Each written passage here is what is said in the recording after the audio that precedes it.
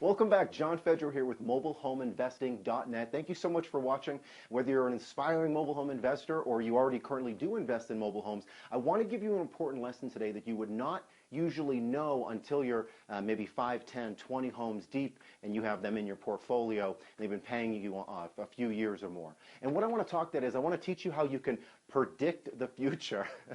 And I sort of do mean that because what I'm talking about is if you remember during my childhood, I remember those, pick your own adventure type of stories where you're reading along in the book and then it says, go to page 63 if you want the pirates to chase the guy, or go to page 70 if you want the princess to fall in love with you. Something like that. And that's not a real book, I don't think. And what I want to do with this video, of course, is to tell you that right now, the title I'm holding, I'm very happy to say that it is going to be going in the mail, and I'm going to be getting rid of it. Now, it's currently in the personal property trust, and it will be taken out of personal property trust as soon as I go ahead and mail it to my tenant buyer. She's a wonderful woman, about 40 years old, named Mary, who's been paying on time since late in 2010. You can see right here, we took the title and put it into that trust. I don't know if you can see that. It's August 13th, 2010. And I'm going to be going ahead and giving that away. Now, once I do get rid of that title, she does not owe me any more money. In fact, she currently does not owe me any more money. So my cash flow went from $300+ per month from her down to zero. Now that's okay. These aren't rental properties. We are selling these properties. And I know that other investors, they like to get properties back. They like to sell to people sometimes who they know will not end up being a good person, that will have to default, that won't have the ability to repay. And that sucks. As mobile home investors, we are here to help the community. We're here to help sellers, of course. We're here to help buyers, of course. I get such a rush when I'm really able to help people. Sometimes having them cry is so humbling. Cry in a good way, of course, that they're buying a home that they could never have before, or they're finally selling their home.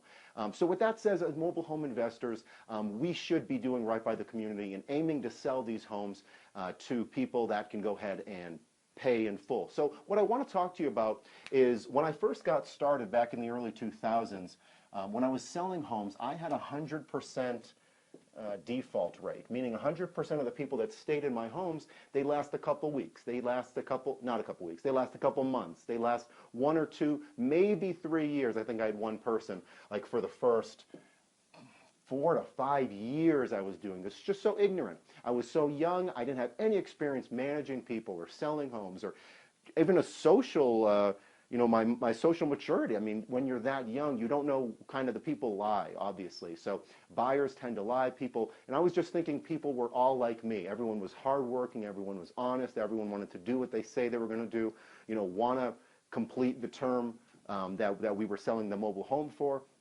But no, I had 100% default rate. So 100% default rate. I was doing no background checks. Okay? The park, if it was in a mobile home park, I would do a background check. If it was on private land, what a dummy that I didn't even do a background check. So no background checks. I had the first person with money. They were usually likely more than accepted. I did go ahead and listen to how they treated me, to how they talked to me over the phone. So I did listen and how they talked to their kids. I didn't want people yelling to their kids or being emotionally abusive over the phone. You'd be surprised to hear what people have to say. Also, I did listen to people that kind of badmouthed their past landlord, or they were homeless at the time. Now, if they were homeless at the time, I actually sold to a couple people who were homeless. They were living in a motel, they were living with some family members, and of course, what a great idea. They had a little bit of money, so I put them in my mobile home. Now, granted, I was getting my money back in the first 6 months, maybe 10 months max, but I would always go ahead and these would always default. So after a couple months, after a couple years, I would get the home back, usually in the decent condition, maybe a little bit worse, maybe a little bit better, but nothing terrible. And then I'd be able to resell it again, sometimes for more money. Now, if that happens, then so be it. But our aim should be, and let me sort of make a note here that this was then, 2000, and this is now, present day. And now I have, I'm not going to say zero default rate. But when my people, if they go ahead and default, I get a call well in advance. As soon as they know 60 days out, 90 days out, hey, I'm going to have to be moving. Hey, I'm going to have to be deployed. Hey, I'm going to have to, not moving, or something came up, or a tragedy happened, and we have to leave. So if that's the case, so be it. But it's less than a 5% default rate now, which is amazing. People stay in the home. They're good people with high prides of ownership. They take care of their properties. And also, background checks, we're doing them, obviously. Background checks, of course, we want to look at credit cards. We want to look at a credit check. We want to look at criminal history and sexual predator history. We want to look at past evictions. Back in the day, I was not looking at any of this stuff. Once or twice, I did do a background check, but when I saw it, I just glanced at it. I'm like, okay, this gentleman didn't kill anybody. I'm going to go ahead and put him in my home. And how crazy is that? Because you wouldn't sell your car to somebody who you barely know. You might not even let somebody sleep in your own home that you don't know. I mean, well, you probably wouldn't do that, but like even sleep on your couch or something. I mean, but you're giving your keys to your investment mobile home to these people. And good people, bad people, they get your keys and they can do what they want now. I'd much rather have a vacant mobile home than one that's filled with a high-risk person. So we really want to make sure that we wait for people. If 100 people call you and you're selling your home on monthly payments, then most likely over 90%, well over 90%, are going to be risky people that may default. And that's nothing to say bad about this group of people. It's just that some people should still be renters, some people aren't ready to buy yet, and that's okay. And now I make sure that I also take down, usually most of the time it's over 10%. Unless it's a handyman special, I'll usually take something a little bit less than 10% as a move-in fee. Back here, it was usually 5%, maybe. And that's, I was very willing to work with people. If you can't pay the full amount to move in, pay an extra $200 for the first 10 months. Something like that. But right here, we want people with savings. We also, with new laws, you want to make sure that people do have the ability to repay. Not that you think they have the ability to repay, but that they do have the ability. They have way more money coming in than going out. And they can pay for your loan, they can pay for all their debt service going out, they can pay for alimony or child support, whatever they need to pay for, but that they're going to stay in the home. So you can really kind of, now you can see where we're going with this, that obviously, depending on who you sell to, you can have a nightmare for yourself, or just people defaulting. It might not always be a nightmare, it might be nice people, hey, I just got to leave. Or it'll be people leaving in the middle of the night, or people that you knock on the door, you call them up, and they completely avoid talking to you. Versus the other side of the spectrum, which this really is, from trial and error, more and more and more, to now, where we make sure everybody we know just who they are. People's past usually very much determines their future, or sort of dictates it. It doesn't determine it, but if somebody have 5 evictions in the past, they're probably going to continue having more evictions. Now you notice this blank space in here is actually the largest. I hope you can see all that we have on the now section, but this area is the largest. Because it's important to know in here, I was doing a lot of trial and error with regards to, I was doing some of this. I was doing some background checks, but I didn't always care. I didn't always look at the background checks. I would take concessions with people if they didn't have, that's wrong, concessions with people. So if they didn't have all the money to move in and they had to change the numbers at the last minute, I would say, okay, well, that's all right, that's all right. Now, no, you have to remember that as the investor, you're in charge. You have a quality property that you're looking to sell. You're looking to sell to somebody in your community. And there are people right now. There's a lot of risky people and there's some low-risk people who want to live in your mobile home, that want to pay you every month, that want to pay you a move-in fee, that want to keep the home clean, obviously because that's where they're living. They have a pride of ownership. They want to do right by their neighbors, by the community, by the county, and not break any rules. They're good people, just like yourself. So it's really important to note, who we're selling to, and to be as strict as maybe the strictest landlord you can think of, at least for putting people into your home. Because once they're in there, they're in. You got to either talk them out or get them out legally. It's basically the two ways. We've done another video on that. But in the middle here, this is just that spectrum. And my default rate went from, if it was 100% here, literally 100% of people wouldn't stay. It's 70, and then all the way to 30.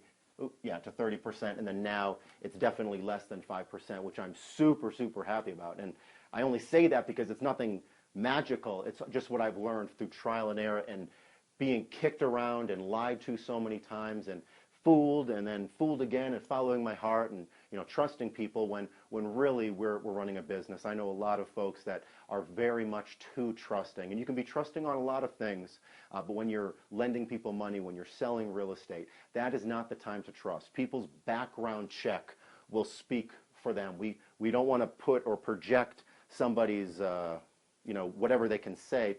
Talk is cheap. We don't want to project, oh, I like this guy, I trust him.